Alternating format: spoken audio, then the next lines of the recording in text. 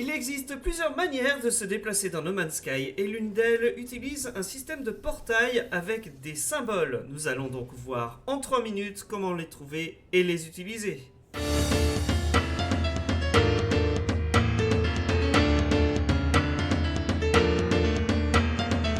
Si vous connaissez le film ou la série Stargate, la porte des étoiles, vous connaissez déjà le principe.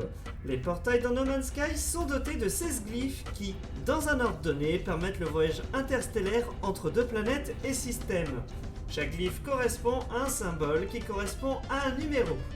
A l'instar d'un numéro de téléphone, leur ordre donne une adresse. Vous pouvez en saisir 12. Pour en saisir la subtilité, voilà comment ça marche. Voyez la carte galactique comme un cube divisible en secteurs. Et un secteur contient plusieurs systèmes.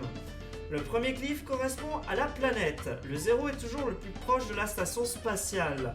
Le deuxième, troisième et quatrième est l'index du système stellaire du secteur indiqué aux coordonnées suivantes. Le cinquième et sixième correspondent à la position sur la coordonnée Y. Le septième, huitième, neuvième correspond à la position sur l'axe Z. Le 10e, 11e et 12e, lui, à l'axe X. Comme vous pouvez le constater, les 0 correspondent à la région centrale de la galaxie. Plus vous vous éloignez du bord d'un côté, plus vous allez vers le 7. De l'autre côté, vous allez à rebours vers le 8.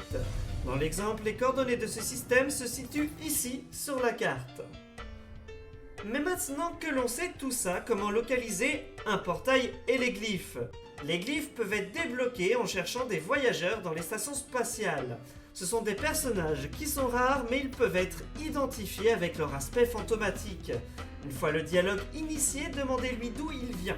Il devrait vous localiser une tombe. Une fois sur place, vous pouvez interagir avec la tombe, ce qui vous débloquera un glyphe. Sinon, vous pouvez aller jusqu'à la quête La Purge en fin de l'histoire principale.